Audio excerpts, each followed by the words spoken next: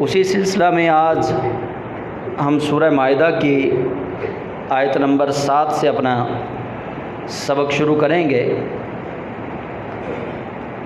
پچھلے سبق میں ہم نے وضو کے متعلق اور تیمم کے متعلق، وضو کے فرائض، غسل کے فرائض، تیمم کا طریقہ، یہ ساری چیزیں ہم نے پڑھی تھی۔ اور آج جو ہم سبق پڑھیں گے وہ بنی اسرائیل کے ساتھ اللہ تعالیٰ کا ایک وعدہ تھا۔ بنی اسرائیل نے اللہ سے ایک وعدہ کیا تھا، پھر انہوں نے اس وعدے کو توڑا۔ اللہ کریم جل جلالہ کا اس وعدے کے متعلق کچھ فرمان ہے، اور خدا بزرگ و برتر نے ان آیات میں ایک ہمیں سبق دیا ہے کہ عدل کرو، تقویٰ کے یہی قریب ہے، اور عدل کرو اگرچہ جس کے متعلق عدل کرنا ہے وہ تمہارا دشمن ہی کیوں نہ ہو۔ تو یہ سبق کا آغاز کرتے ہیں ہم۔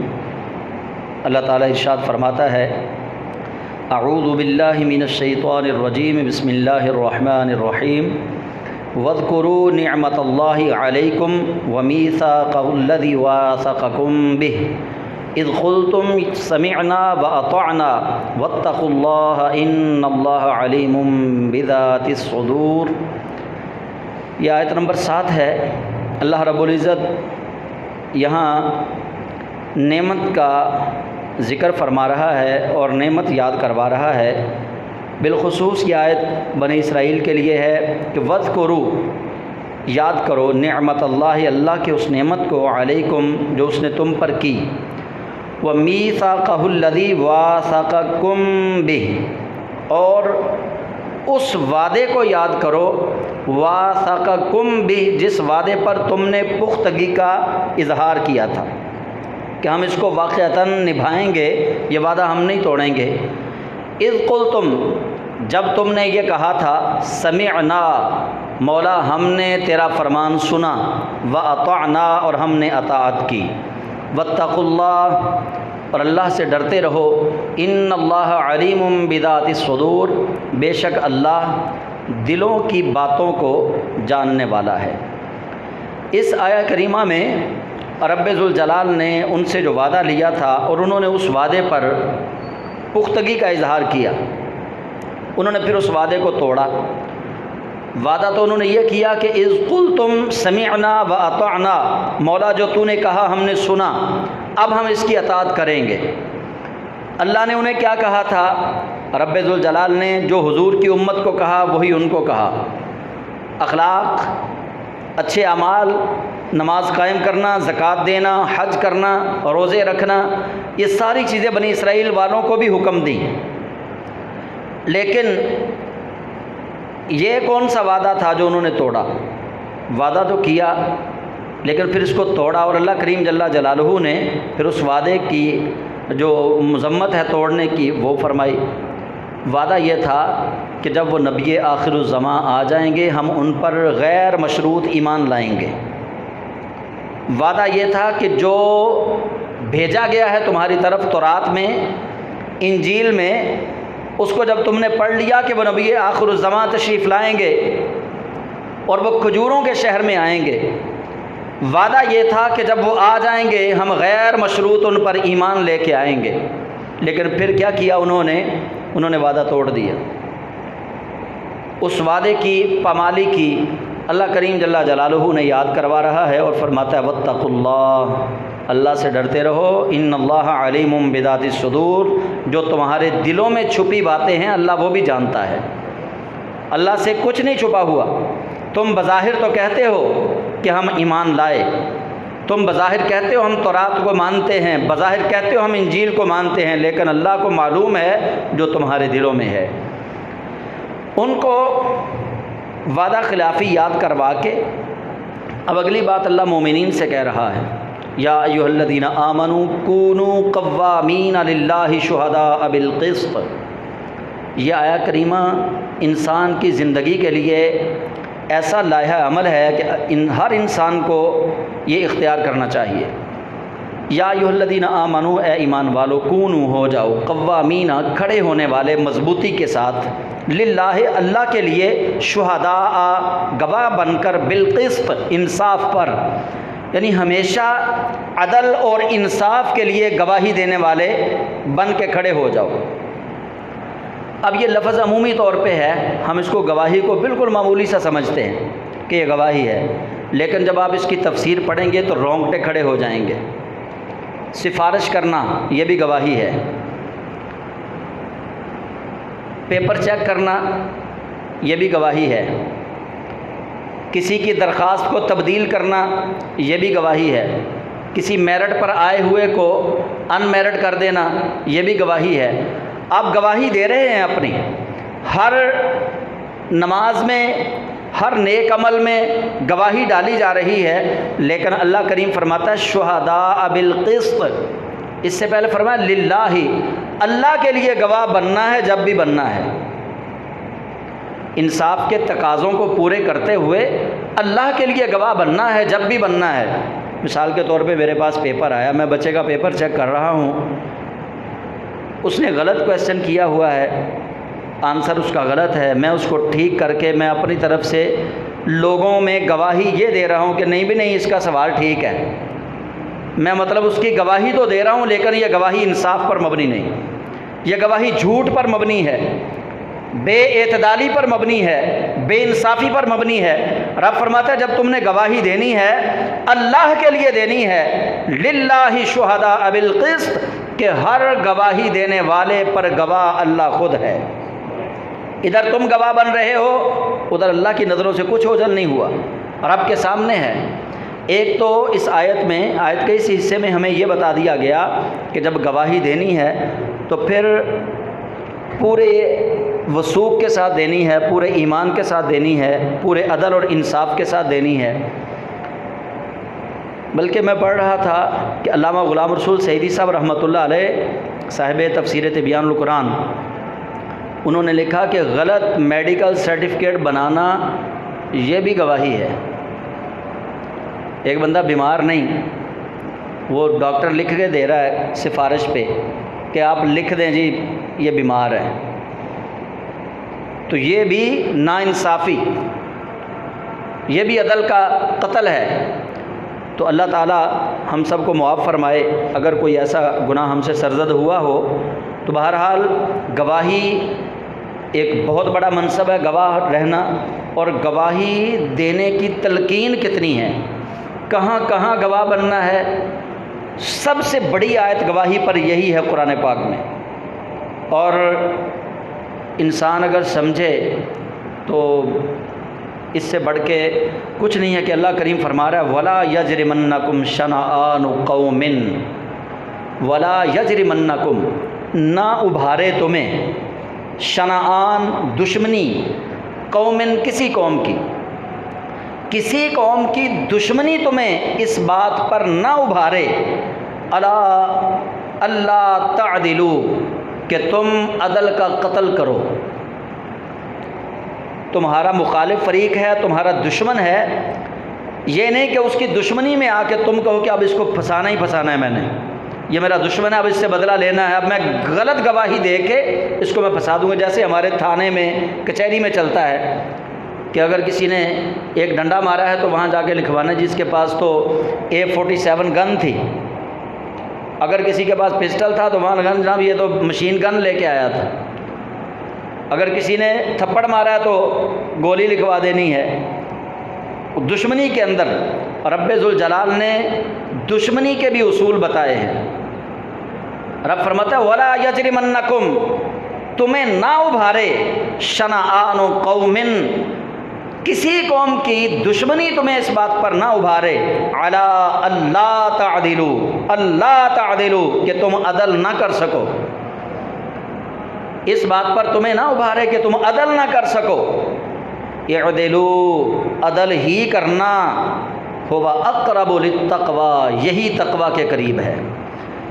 یعنی لڑائی کا بھی اصول ہے، دشمنی کا بھی اصول ہے، لیکن گواہی ایک ایسا فریضہ ہے کہ رب ذوالجلال فرماتا ہے کہ تمہاری گواہی سے اگر تمہارا دشمن بچ رہا ہے تو تم اپنے دشمن کے حق میں گواہی دے کے اس کو بچاؤ، تم پر فرض ہے۔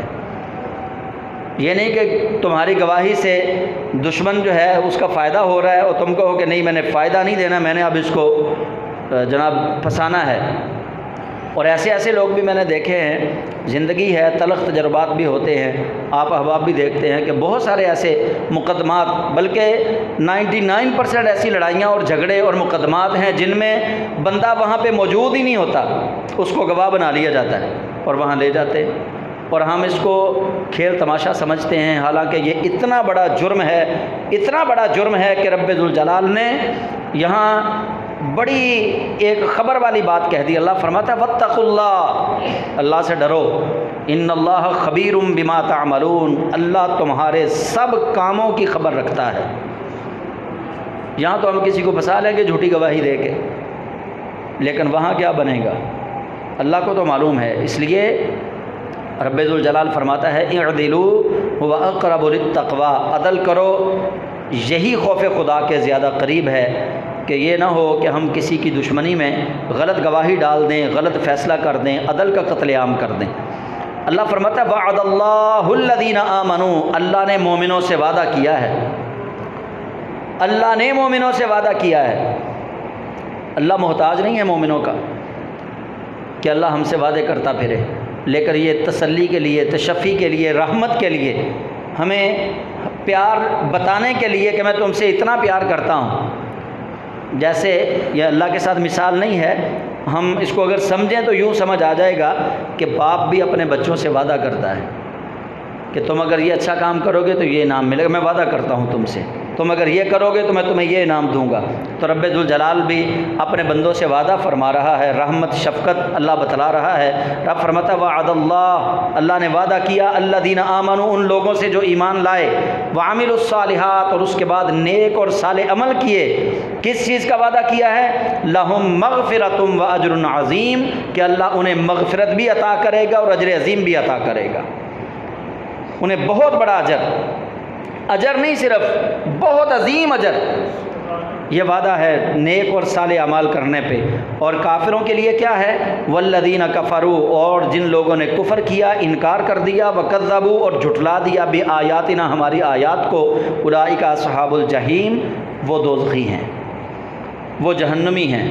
اور پھر آگے اللہ کریم فرماتا ہے یا ایھا الذین آمنوا اذکروا نعمت اللہ علیکم، اے ایمان والو اس نعمت کا چرچا کرو، اس نعمت کو یاد کرو، اذ ہم قوم ان یبسطوا الیکم، ہمہ کہتے ہیں ارادہ کرنے کو، اذ جب، ہمہ ارادہ کیا، قوم ایک قوم نے، ان یبسطوا کہ وہ تمہاری طرف ہاتھ بڑھائے، تمہیں دبوچ لے، تمہیں مغلوب کر لے۔ این یبسطوا، یہ باسط نام ہوتا ہے نا بچوں کا، باسط، اس کا معنی، باسط کا معنی ہے ہاتھ پھیلانا، ہاتھ بڑھانا، ہاتھ بڑھانے والا، ہاتھ پھیلانے والا۔ این یبسطوا کہ وہ ہاتھ بڑھائیں، الیکم تمہاری طرف، فکف ایدیہم عنکم، پس فکفا، کف لسان ہم بولتے ہیں لفظ، فکفا پس روک لیا، اللہ فرماتا ہے پس روک لیا، ایدیہم ان کے ہاتھوں کو، عنکم تم سے، ان یبسطوا الیکم ایدیہم، انہوں نے یہ چاہا کہ وہ ہاتھ بڑھائیں تمہاری طرف، یعنی تمہیں مغلوب کر لیں، تمہیں دبوچ لیں، تمہیں مار ڈالیں۔ فکفا ایدیہم عنکم، اللہ فرماتا ہے پس اللہ نے ان کا ہاتھ تمہاری طرف سے روک دیا، اللہ نے روک دیا۔ واتقوا اللہ، اللہ سے ڈرو، وعلی اللہ فلیتوکل المؤمنون، اور مومن اللہ ہی پر توکل رکھتے ہیں۔ یہ اس طرف بھی اشارہ ہے کہ منافقین چالیں چلتے تھے، یہودی چالیں چلتے تھے، غزوہ بدر میں بھی انہوں نے یہی چاہا کافروں نے کہ ہم اب ان کو مغلوب کر لیں گے، ہم غالب آ جائیں گے، لیکن اللہ کریم نے ان کا ہاتھ روکا، مسلمانوں کے ہاتھ کو اللہ نے پھیلا دیا۔ غزوہ احد میں بھی انہوں نے چال چلی، منافقین ان کے ساتھ ہو گئے، یہودی بھی ان کے ساتھ ہو گئے، اس کے باوجود رب ذوالجلال نے غزوہ احد میں بھی مسلمانوں کو فتح و نصرت عطا فرمائی۔ غزوہ حنین میں فتح نصرت عطا فرمائی، غزوہ خیبر میں فتح نصرت عطا فرمائی، غزوہ تبوک تک اللہ کریم مسلمانوں کو ان سے بچاتا رہا۔ اور اللہ کریم نے یہی فرمایا کہ یہ بھی میری ایک نعمت ہے کہ کافر تمہیں مغلوب بنانا چاہتے تھے لیکن ہم نے ان کے ہاتھوں کو تم سے روک کے رکھا ہے۔ تو اللہ کریم جل جلالہ یہ بالکل ویسے ہی ہے جیسے عاشورہ کے دن نبی کریم علیہ السلام تشریف لائے مدینہ طیبہ، عاشورہ کا دن تھا یعنی 10 محرم کا، تو سید عالم صلی اللہ علیہ وسلم نے دیکھا کہ مدینہ کے یہودی وہ روزہ رکھ رہے ہیں۔ تو رسالت مآب صلی اللہ علیہ وسلم نے ان سے پوچھا، فرمایا روزہ کس خوشی میں رکھ رہے ہو؟ تو انہوں نے بتایا کہ ہم اس خوشی میں روزہ رکھ رہے ہیں کہ آج کے دن اللہ نے قوم موسیٰ کو قوم فرعون سے نجات عطا فرمائی تھی۔ یہ ہم وہ خوشی منا رہے ہیں، اس نعمت کا چرچا کر رہے ہیں۔ تو یہاں بھی اللہ کریم جل جلالہ مسلمانوں کو یہ بتا رہا ہے کہ تم پر بھی یہ نعمت ہوئی ہے، لہٰذا تم بھی اس نعمت کا چرچا کرو۔ کیسے چرچا کرنا ہے؟ اب جیسے قوم موسیٰ نے کیا، انہوں نے عاشورہ کے دن روزہ رکھنا شروع کر دیا۔ اب ہمارے لیے بھی یہ ہے کہ جس دن اللہ مسلمانوں کو کسی بھی کام سے، ایسا کام جو کافروں کے خلاف ہو، اس سے فتح نصرت عطا کرے یا مسلمانوں کو کوئی خوشی دے تو وہ مسلمانوں کے لیے نعمت کا دن ہے۔ تو رب ذوالجلال فرماتا ہے کہ جب تمہیں کوئی نعمت ملے اس نعمت پر خوشی کا اظہار ضرور کرنا ہے۔ وہ نعمت چھوٹی بھی ہو سکتی ہے، وہ نعمت بڑی بھی ہو سکتی ہے۔ یہاں اللہ کریم نے نعمت کا ذکر کیا ہے، یہ نہیں بتایا کون سی نعمت۔ تو رب تعالیٰ جل جلالہ جب نعمت کا، اسی طرح سورہ ضحیٰ میں آپ دیکھیں اس کی آخری آیت میں اللہ فرماتا ہے وَأَمَّا بِنِعْمَتِ رَبِّكَ فَحَدِّثْ، وہاں بھی عمومی نعمت کا ذکر کیا کہ کوئی بھی نعمت تمہیں ملے، جب کوئی نعمت تمہیں میسر آ جائے پھر تحدیث نعمت کے لیے اس کا چرچا کرو، اس کا ذکر کرو۔ تو ہمیں اللہ رب العزت جل جلالہ کی طرف سے یہ پیغام دیا جا رہا ہے کہ نعمت چھوٹی ہو، نعمت بڑی ہو، جو بھی اللہ کی طرف سے نعمت ملے اس پر اللہ کا شکر ادا کرنا واجب ہے۔ یہ بھی چرچا ہے ایک۔ اور اگلی آیت میں اللہ کریم فرماتا ہے وَلَقَدْ أَخَذَ اللَّهُ مِيثَاقَ بَنِي إِسْرَائِيلَ، اور اللہ نے پختہ وعدہ لیا بنی اسرائیل سے، کس چیز کا؟ وَبَعَثْنَا مِنْهُمُ 12 نَقِيبًا، اللہ نے ان سے ایک چیز کا وعدہ لیا تھا، میں آگے تفصیل اس کی بتاتا ہوں وعدہ کیا تھا۔ وَبَعَثْنَا مِنْهُمُ 12، وَبَعَثْنَا ہم نے مبعوث کیا، منہم ان میں سے، 12 نقیباً نقیبوں کو، جب ہم نے ان میں سے 12 نگران مقرر کیے۔ وقال اللہ انی معکم، اور اللہ نے فرمایا بے شک میں تمہارے ساتھ ہوں۔ کب؟ بنی اسرائیل میں جو صاحب ایمان لوگ تھے، موسیٰ علیہ السلام پر ایمان لائے، ان کو کہتے ہیں اہل ایمان۔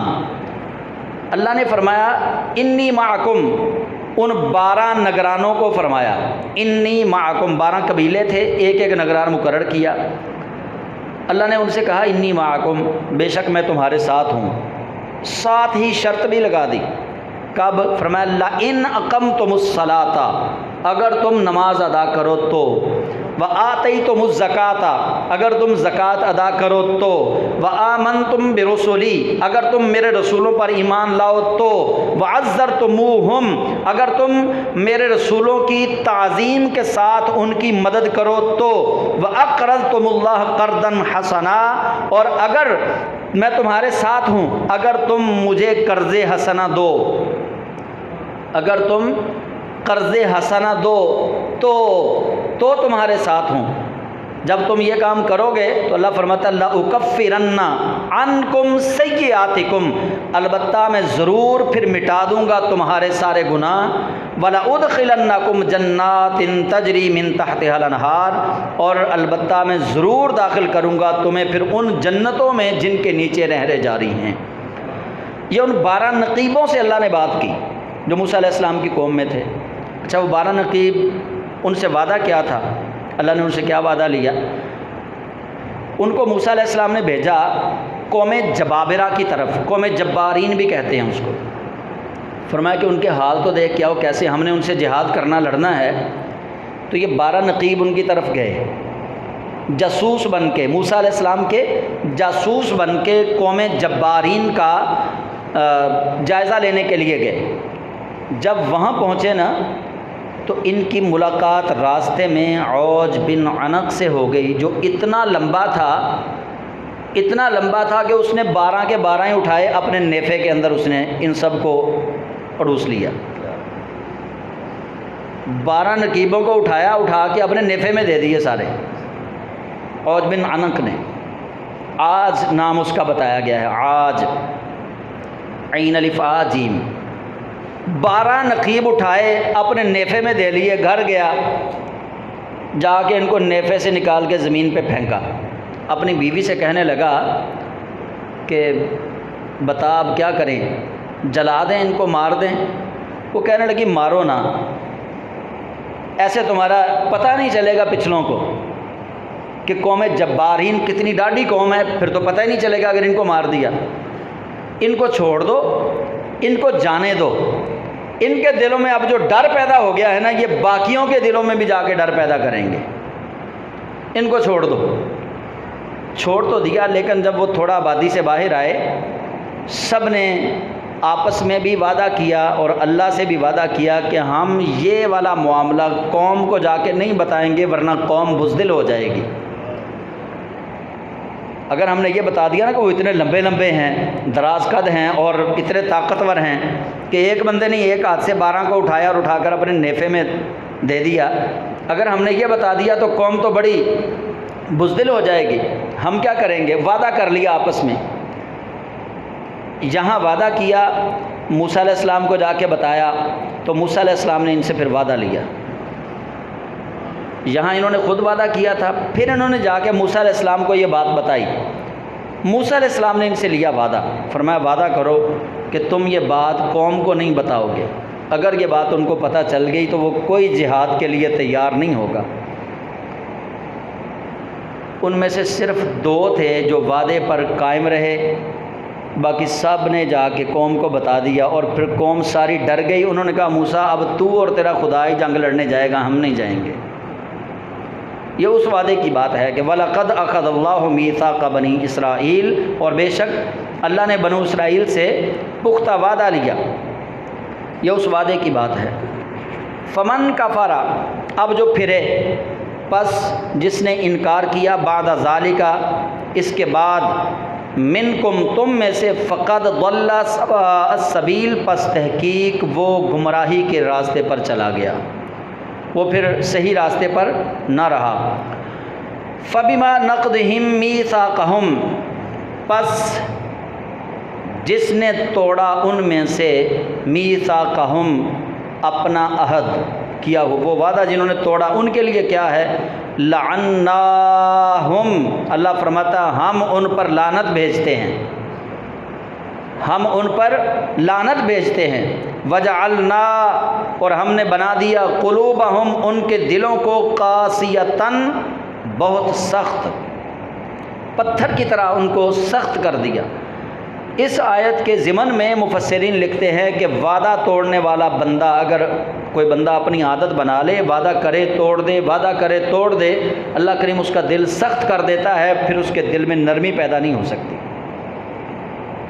اس لیے وعدہ جب بھی کریں تو وعدہ پورا کرنے کی کوشش کریں۔ اللہ تعالیٰ قرآن کریم میں بھی ارشاد فرماتا ہے کہ وَأَوْفُوا بِالْعَهْدِ إِنَّ الْعَهْدَ كَانَ مَسْئُولًا، وعدہ جب بھی کرو اس کو پورا کرو، بے شک وعدے کے متعلق قیامت والے دن تم سے سوال کیا جائے گا کہ تم نے وعدہ کیوں توڑا۔ تو وعدہ نہیں توڑنا چاہیے، جب وعدہ کر لیا جائے تو پھر اس وعدے کو نبھانا چاہیے۔ اور دوسرا اس آیت سے یہ بھی پتہ چلا کہ قوم کا سربراہ یا قوم کی فوج یا فوج کے جو 10-12 بڑے آفیسرز ہوتے ہیں، وہ قوم کو بزدلی سے بچانے کے لیے اگر کچھ باتیں قوم سے چھپا لیں تو جائز ہے۔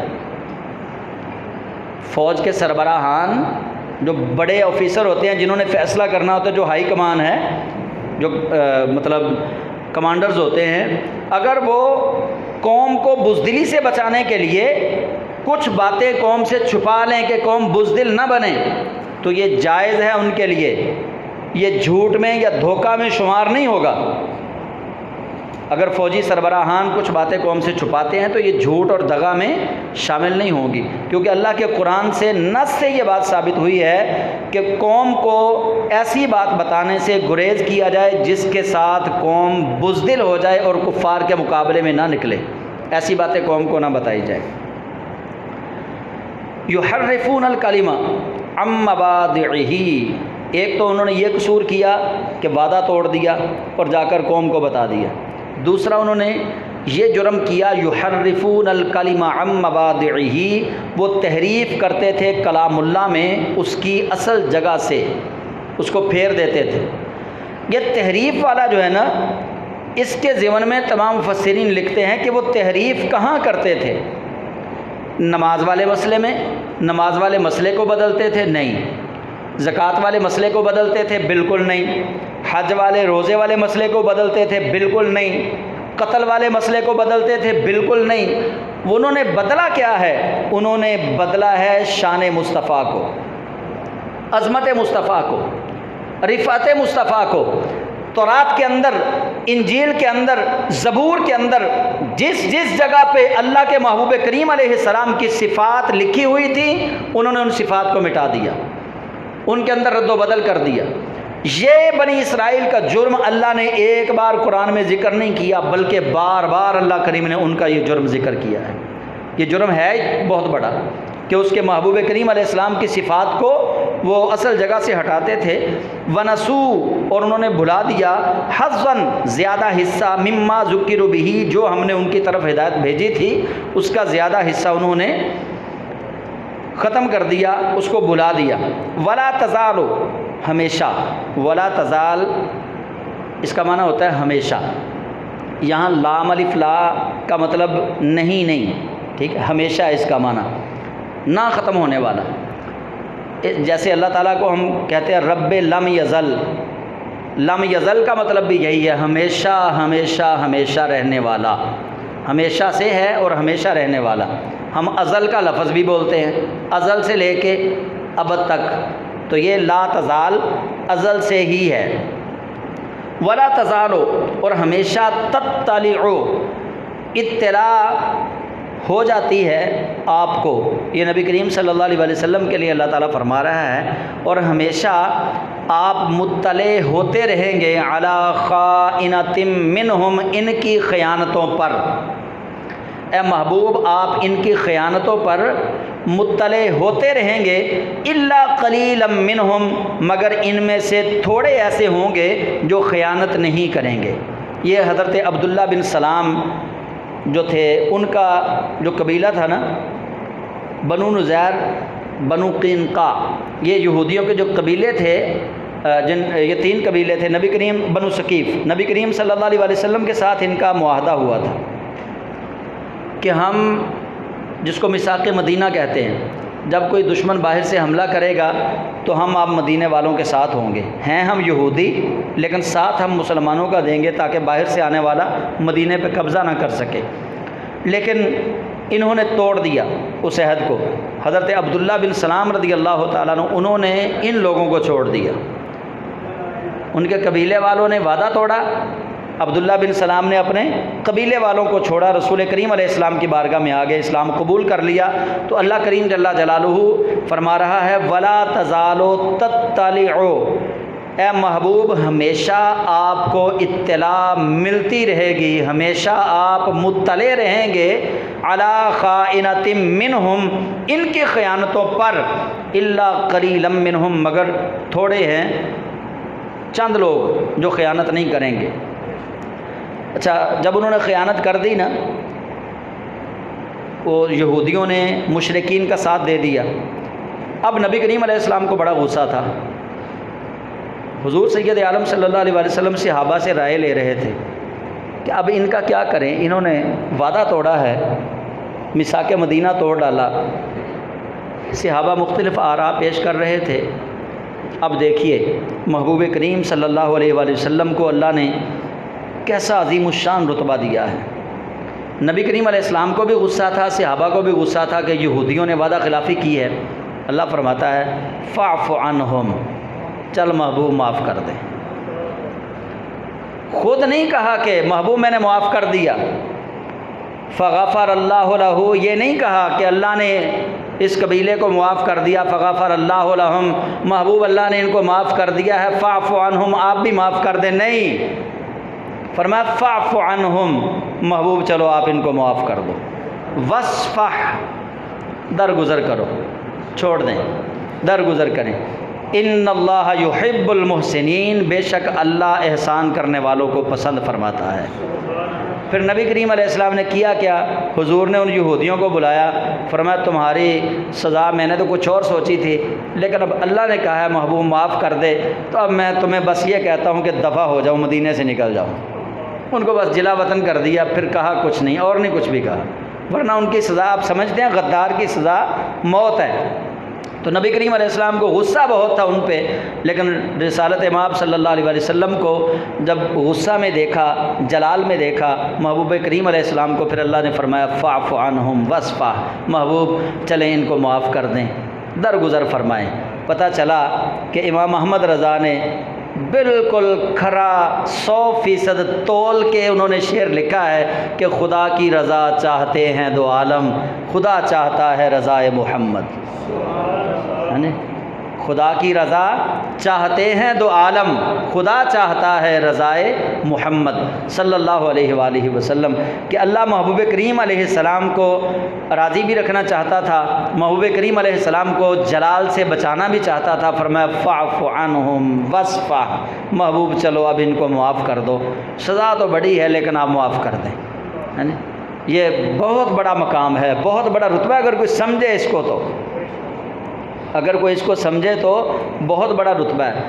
اس کا مطلب یہ ہے کہ سزا ان کی وہی بنتی تھی جو آپ نے سوچی ہے، سزا وہی بنتی تھی جو آپ کے صحابہ نے سوچی ہے، لیکن فاعف عنہم، چونکہ پھر آپ رحمت للعالمین ہیں، تو فاعف عنہم وصفح ان اللہ یحب المحسنین۔ اگلی آیت میں اللہ فرماتا ہے وَمِنَ الَّذِينَ قَالُوا إِنَّا نَصَارَىٰ أَخَذْنَا مِيثَاقَهُمْ، اور ہم نے ان لوگوں سے بھی عہد لیا۔ اب یہ وعدے کی بات ہو رہی ہے، پہلے یہودیوں کے وعدے کی بات ہوئی، اب عیسائیوں کے وعدے کی بات آئے گی۔ وَمِنَ الَّذِينَ، اور ان لوگوں سے بھی عہد لیا، قالوا، جنہوں نے کہا، اِنَّا نَصَارَىٰ، بے شک ہم عیسائی ہیں۔ نصارہ، یہود و نصارہ لفظ آتا ہے، آپ پڑھتے ہوں گے، یہود و نصارہ، یہود کا مطلب ہے یہودی اور نصارہ کا مطلب ہے عیسائی، اور عیسائیوں سے بھی ہم نے پختہ وعدہ لیا۔ اخذنا میثاقہم، ان لوگوں سے بھی ہم نے وعدہ لیا جنہوں نے کہا کہ ہم عیسائی ہیں، نصارہ ہیں۔ فنسوا حظا مما ذکروا بہ، تو اس گروہ کے بھی ایک بڑے حصے نے ہماری نصیحتوں کو بلا دیا، یعنی جو ہم نے فرمان بھیجا تھا اس گروہ کے، یعنی عیسائیوں کا گروہ جو ہے ان کا بھی اکثریتی حصہ جو ہے وہ اللہ کا نافرمان بن گیا، اور یہودیوں کا بھی اکثریتی حصہ جو ہے وہ اللہ کا نافرمان بن گیا۔ فَأَغْرَيْنَا بَيْنَهُمُ الْعَدَاوَةَ وَالْبَغْضَاءَ إِلَى يَوْمِ الْقِيَامَةِ۔ فَأَغْرَيْنَا بَيْنَهُمْ، پس ہم نے لازم کر دیا ان کے درمیان العداوت والبغضاء، دشمنی اور بغض کو، عداوت اور بغض کو ان کے درمیان ہم نے لازم کر دیا الی یوم القیامہ، قیامت کے دن تک۔ اب یہودی عیسائیوں کو برداشت نہیں کرتے، عیسائی یہودیوں کو برداشت نہیں کرتے، اور یہ دونوں مل کے مسلمانوں کو برداشت نہیں کرتے، مسلمان ان کو برداشت نہیں کرتے۔ گویا رب ذوالجلال نے یہ لازمی کر دی عداوت اور بغض، ان کے آپس میں بھی ایسا ہی ہے، اور مسلمانوں کا ان کے خلاف ایسا ہی ہے عمل ہے، اور ان کا مسلمانوں کے خلاف ایسا عمل ہے۔ وَسَوْفَ يُنَبِّئُهُمْ، اور ان قریب ان کو خبر دے گا اللہ بما كانوا يصنعون، ان کاموں کی جو کام وہ کرتے تھے۔ ان قریب اللہ رب ذوالجلال ان کو خبر دے گا ان کاموں کی جو کام وہ کرتے تھے، کیونکہ اللہ تعالیٰ خبر کیسے دیتا ہے رب ذوالجلال؟ اپنے رسولوں کے ذریعے۔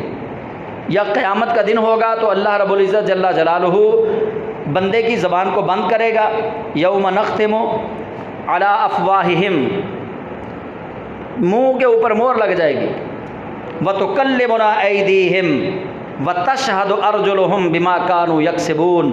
قرآن کہتا ہے وَنَخْتِمُ عَلَىٰ أَفْوَاهِهِمْ، منہ پہ مور ہوگی، تالا، زبان بندی ہو جائے گی قیامت والے دن۔ وَتُكَلِّمُنَا أَيْدِيهِمْ، ہاتھ بولیں گے، وَتَشْهَدُ أَرْجُلُهُمْ، پیر جو ہیں یہ گواہی دیں گے، بِمَا كَانُوا يَكْسِبُونَ، جو کچھ کمایا ہے اس کے بارے میں۔ تو قیامت کے دن سارا کچھ بولے گا۔ اللہ فرماتا ہے ان قریب ہم خبر ان کے سامنے لے آئیں گے ہر اس کام کی جو وہ کرتے تھے۔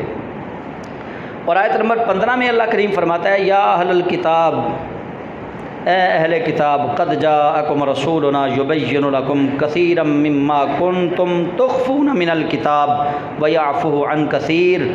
اب چونکہ وہ یہودیوں نے وعدہ خلافی کی تھی، عیسائیوں نے وعدہ خلافی کی تھی، اللہ نے ان دونوں کو مخاطب کیا، فرمایا اے اہل کتاب، قد جاءکم رسولنا، تحقیق آ گیا تمہاری طرف ہمارا رسول، یبین، جو بیان کرتا ہے، لکم تمہارے لیے، کثیرا مما کنتم تخفون من الکتاب، بہت ساری ایسی چیزیں جن کو تم کتاب میں چھپاتے ہو۔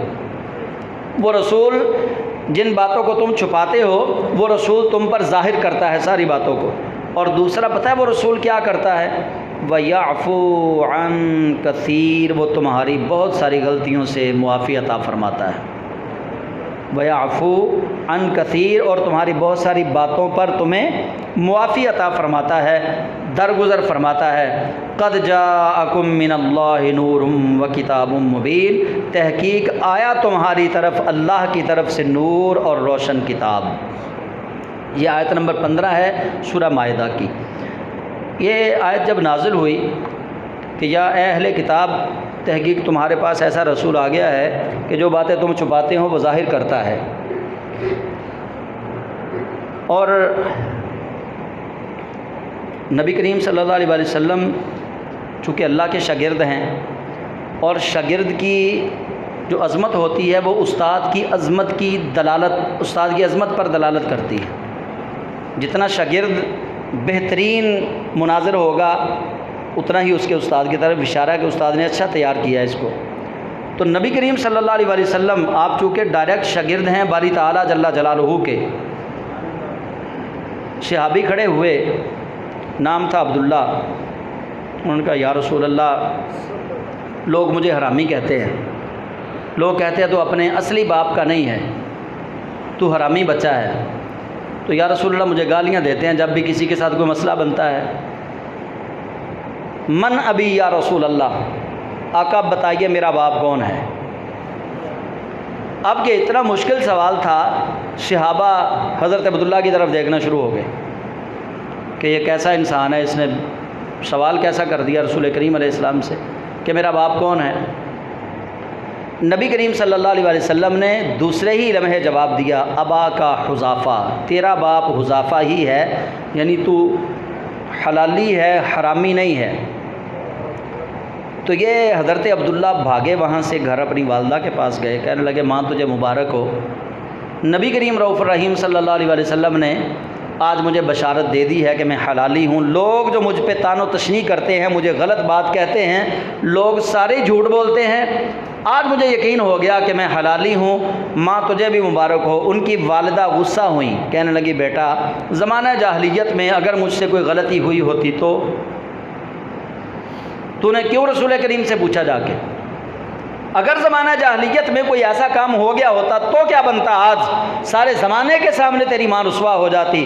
اس نے کہا ماں وہ رسوائی تو تب ہوتی نا جب تو نے کچھ کیا ہوتا، اب تو تجھے خوشی منانی چاہیے، اللہ کے محبوب کریم علیہ السلام نے میرا حلالی ہونا ثابت فرما دیا ہے۔ اور پھر ساتھ ہی حرامی بھی اٹھا، رئیس المنافقین وہ بھی اٹھا، عبداللہ بن ابی سلول، اس نے کہا من ابی یا رسول اللہ، میرا باپ کون ہے؟ فرمایا تیری ماں نے چرواہے سے زنا کیا تھا، تو حلالی نہیں ہے۔ صحیح بخاری کے اندر یہ روایت موجود ہے۔ فرمایا تو حلالی نہیں ہے۔ تو اے اہل کتاب، تمہاری طرف وہ رسول آیا ہے کہ تم بہت ساری باتیں جو چھپاتے ہو یہ رسول تم پر ظاہر کر دیتا ہے۔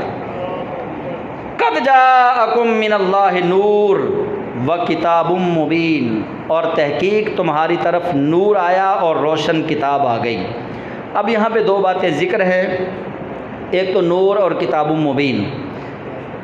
یہاں پہ تفصیلی بحث تو بہت واقعتاً تفصیلی ہے، میں مختصر بتاتا ہوں۔ کچھ لوگوں کو یہاں پہ یہ مغالطہ لگتا ہے کہ نور و کتاب مبین، نور اور کتاب مبین قرآن کو ہی کہا ہے۔ اس کا محدثین نے، مفسرین نے بہت جواب دیا۔ ایک جواب جو بڑا پیارا انہوں نے دیا کہ اگر یہاں پہ پیچھے ذکر ہو رہا ہے رسول کا کہ ایسا رسول آیا ہے کہ جو چھپی ہوئی باتیں تمہیں بتاتا ہے، اور پیچھے ذکر ہوا ہے کتاب کا، آیت کے ابتدا میں اللہ فرماتا ہے یا اہل الکتاب، اے اہل کتاب، قد جاءکم رسولنا، اے اہل کتاب تمہاری طرف رسول آیا ہے۔ دو چیزوں کا ذکر آیت کے شروع میں ہے، دو چیزوں کا ذکر ہی آیت کے آخر میں ہے۔ آیت کا آغاز کتاب سے ہو رہا ہے اور آیت کا اختتام بھی کتاب سے ہو رہا ہے۔ قد جاءکم من اللہ نور و کتاب مبین، کہ تمہاری طرف نور آیا اور کتاب مبین آئی۔ اب یہاں پہ نور اور بشر کا جھگڑا جو ہے اس میں تو ہم نہیں جاتے، بڑی طویل بحث ہے، صدیوں سے آ رہی ہے، لیکن بس میں آپ کو سمجھانے کے لیے ایک مختصر تشریح دیتا ہوں، اس کو سمجھیے گا کہ نبی پاک صاحب الاوراق صلی اللہ علیہ وسلم آپ سید البشر ہیں۔ آپ کی بشریت کا جو بندہ انکار کرے وہ بندہ دائرہ اسلام سے خارج ہے۔ جو نبی کریم علیہ السلام کو بشر نہ مانے وہ دائرہ اسلام سے خارج، اس کا اسلام سے تعلق کوئی نہیں۔ حضور کی بشریت کا انکار کفر ہے۔ آپ نور بھی ہیں، آپ کو اللہ کریم نے صفت ملکوتی بھی عطا فرمائی۔ آپ دیکھیے کچھ لوگوں کے ذہن ہوتے ہیں وہ عقل کے مطابق دلیل مانگتے، کہتے ہیں جی اگر نبی پاک صلی اللہ علیہ وسلم نور ہے تو نور جو ہے یہ بشر کی ضد ہے۔ جب بشر نبی پاک نور ہیں تو پھر بشر کیوں کہتے ہو؟ حالانکہ نور اور بشر ایک دوسرے کی ضد ہے ہی نہیں۔ اگر آپ میں سے کسی صاحب علم کو یہ پتہ ہے تو مجھے بتا دے، کیا نور اور بشر ایک دوسرے کی ضد ہے یا بشر اور حیوان ایک دوسرے کی ضد ہے؟ یہ بلب ہے، بلب کی ضد کیا ہے؟ روشنی کی، روشنی کی ضد اندھیرا ہے۔ اللہ نے قرآن میں بھی کہا وَلَا الظُّلُمَاتُ وَلَا النُّورُ، ظلمت اور روشنی دونوں برابر نہیں ہو سکتے۔ مطلب ظلمت اور روشنی دونوں مد مقابل ہیں، بشر اور نور یہ مد مقابل چیزیں نہیں ہیں۔ یہ ہو ہی نہیں سکتا کہ بشر ہو اور نور نہ ہو۔ اگر نور سے مراد یہ ہے کہ نور روشنی پھیلانے والا، یوں کر کے اس کے چہرے سے روشنی نکلے، تو نبی پاک صاحب الاوراق صلی اللہ علیہ وسلم کو اللہ نے یہ والا نور بھی عطا فرمایا ہے۔ ام المومنین سیدہ عائشہ صدیقہ رضی اللہ تعالیٰ عنہا، ابن ماجہ کے اندر یہ روایت موجود ہے، اما عائشہ صدیقہ فرماتی ہیں رسالت ماں میرے حجرے کے اندر تشریف لے کر آئے، جو چراغ جل رہا تھا وہ چراغ بجھ گیا، سوئی میرے ہاتھ سے گر گئی۔ رسالت ماں صلی اللہ علیہ وسلم مسکرائے، اما عائشہ کہتی ہیں میرے کمرے کے اندر دندان مصطفیٰ سے جو نور نکلا، اتنی روشنی ہوئی کہ مجھے وہ گمی ہوئی سوئی زمین سے مل گئی۔ اس کو کہتے ہیں حسی نور، یعنی محسوس کیا جانے والا نور۔ رسالت مآب ایسا نور تھے جو محسوس بھی کیے گئے اور ایسا نور بھی تھے جو محسوس نہ کیے گئے۔ جیسے میں آپ کو بتاتا ہوں، آپ میں سے کوئی ایسا شخص ہے جس کے کندھوں پہ دو فرشتے نہیں ہیں؟ کوئی ایسا بندہ؟ کافروں میں سے کوئی کافر ایسا نہیں ہے۔ کرامن کاتبین ہر مسلم کے کندھوں پر ہیں، ہر کافر کے کندھوں پر ہیں۔ کیا وہ فرشتے نہیں ہیں؟ فرشتے ہیں نا۔ فرشتے کس مٹی سے بنے ہیں؟ ہر ذی شعور شخص جانتا ہے کہ فرشتے نورانی مخلوق ہیں۔ فرشتے پورے کے پورے نور کے بنے ہوئے ہیں۔ ان کے اندر بشریت کا مادہ نہیں، آگ کے نہیں بنے، مٹی کے بھی نہیں، ہوا کے بھی نہیں، پانی کے بھی نہیں۔ نہ فرشتوں میں پانی، نہ فرشتوں میں ہوا، نہ فرشتوں میں آگ، نہ فرشتوں میں مٹی۔ فرشتے پیورلی اللہ کے نور سے بنے ہیں۔ فرشتے نورانی مخلوق ہیں۔ جو پیورلی نور ہیں ان کا نور کبھی نظر آیا یہاں پہ؟ کبھی کسی نے کہا بھائی تیرے دو کندھوں پہ بڑے بڑے بلب جل رہے ہیں، تمہیں کبھی نظر آئے؟ ان فرشتوں کے نور نظر نہ آنے پہ مولوی کی عقل خراب نہیں ہوتی، وہ یہ نہیں کہتا کہ میں ان کو نور نہیں مانتا کیونکہ مجھے ان کا نور نظر نہیں آ رہا۔ جیسے ہی رسالت مآب صلی اللہ علیہ وسلم کے متعلق کہا جاتا ہے کہ اللہ نے ان کو نور بنا کر بھیجا، تو مولوی کہتا ہے اگر وہ نور تھے تو پھر چراغ کیوں جلایا، اگر وہ نور تھے تو پھر ان کے جسم سے خون کیوں نکلا۔ مولوی دلیل غلط دیتا ہے، بشر کو نور کے مقابلے میں آپ کو بتاتا ہے، حالانکہ نور کی ضد اندھیرا ہے، نور کی ضد بشریت نہیں ہے۔ اور یہ ضروری نہیں کہ جو نور ہو وہ نظر بھی آئے، یہ دیکھ لو، یہ ضروری نہیں کہ جو نور بھی ہو وہ فرشتہ جبریل امین کتنی بار آئے ہیں رسول اللہ صلی اللہ علیہ وسلم کی پاک بارگاہ میں؟ ام المومنین عائشہ صدیقہ رضی اللہ تعالیٰ عنہ کے حجرے میں آپ صحیح بخاری پڑھ لیں، سینکڑوں احادیث ایسی ہیں کہ سیدہ عائشہ فرماتی ہیں کہ رسالت باب میرے بستر پر تھے کہ جبریل امین وحی لے کر آئے، اللہ کے محبوب کریم علیہ السلام کی مبارک پیشانی پر پسینہ آیا، سرکار دو عالم کا جسد اقدس آپ کا جسم مبارک وزنی ہوا تو مجھے اندازہ ہو گیا کہ وحی کا نزول ہو رہا ہے۔ یہ نہیں کہا کہ کمرہ روشنی سے بھر گیا، چراغ جل گئے، میں نے نور دیکھا تو مجھے پتہ چلا، نہیں، یہ ضروری نہیں ہے کہ جو نور ہو وہ نظر بھی آئے۔ کتنی بار حضرت داہیہ کلبی کی شکل میں جبریل امین، صحیح بخاری ہے، یہ بھی صحیح بخاری حدیث ایمان، حدیث جبریل بھی اس کو کہتے ہیں، بڑی مشہور حدیث ہے کہ جبریل امین حضرت داہیہ کلبی کی شکل میں آ کے رسول اللہ صلی اللہ علیہ وسلم کی بارگاہ میں بیٹھے ہیں۔ اور حدیث جبریل بڑی مشہور حدیث ہے، حضرت عمر فاروق اس کے راوی کہتے ہیں کہ جبریل امین ایک شخص ایک مہمان کے کپڑوں جیسے کپڑے پہنے ہوئے تھے، آپ ایک بشر کی حالت میں آ کے رسول اللہ کی بارگاہ میں بیٹھ گئے۔ وہاں کسی صحابی نے اعتراض نہیں کیا کہ یہ نور ہے، ہمیں نور نظر تو نہیں آیا۔ یہ اللہ کی مرضی ہے کہ رب اپنے نور کو ظاہر کر دے یا اللہ اپنے نور کو چھپا کے رکھے، یہ تو اللہ کی مرضی ہے، لیکن یہ نہیں کہا جائے گا کہ اللہ نے نبی پاک صلی اللہ علیہ وسلم کو صفت نورانیت عطا نہیں کی۔ ایمان یہ رکھنا ہے کہ رب نے اپنے محبوب کو جن کو بشر بنا کر بھیجا، اللہ نے ان کو صفت نورانیت سے متصف فرما کر بھیجا ہے۔ اور بس 1 منٹ لگے گا یا 1.5، اس کو میں بس تشریح کو آسان کر کے سمجھانا چاہتا ہوں۔ اللہ کیا ہے؟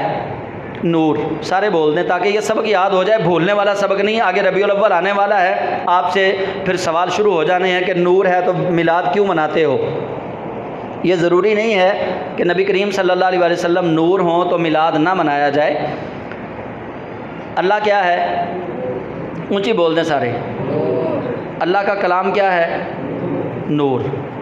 اچھا، ہم کیا ہیں؟ بشر، مٹی سے بنے ہوئے۔ کیا نور کا کلام اور بشر کا کلام ایک جیسا ہے؟ بالکل نہیں، نور کا کلام اور بشر کا کلام ایک جیسا نہیں۔ اللہ قرآن میں فرماتا ہے لو انزلنا هذا القرآن على جبل لرأيته خاشعا متصدعا من خشیۃ اللہ۔ رب فرماتا ہے میرا کلام وہ ہے، اگر میں اپنے کلام کو پہاڑوں پر نازل کرتا تو پہاڑ ریزہ ریزہ ہو جاتے۔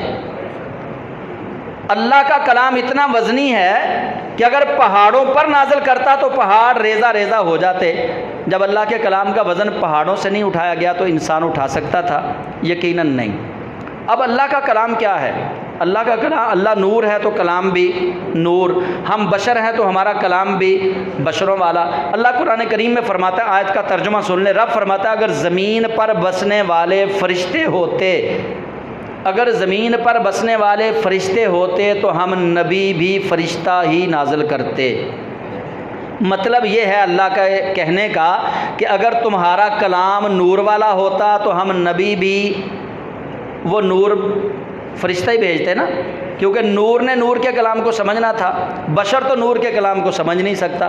اگر بشر نور کے کلام کو سمجھ سکتا تو درمیان میں نبی قوم کے لیے وسیلہ بنا کے اللہ کبھی نہ بھیجتا۔ اللہ قادر ہے، وہ ڈائریکٹ اپنا کلام ہم پہ نازل کرتا، اللہ نے ایسا نہیں کیا۔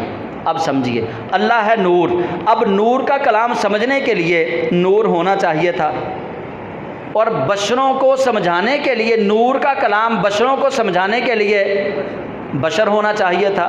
رب نے اپنے حبیب کو دونوں صفات عطا فرما دی، فرمایا محبوب تمہیں نور بھی بنا دیا، تمہیں بشر بھی بنا دیا، جب مجھ سے کلام لینا ہو سمجھنا ہو تو نور بن کے عرشوں پہ آ جانا، جب ان کو سمجھانا ہو بشروں کو پھر بشر بن کے زمین پہ چلے جانا۔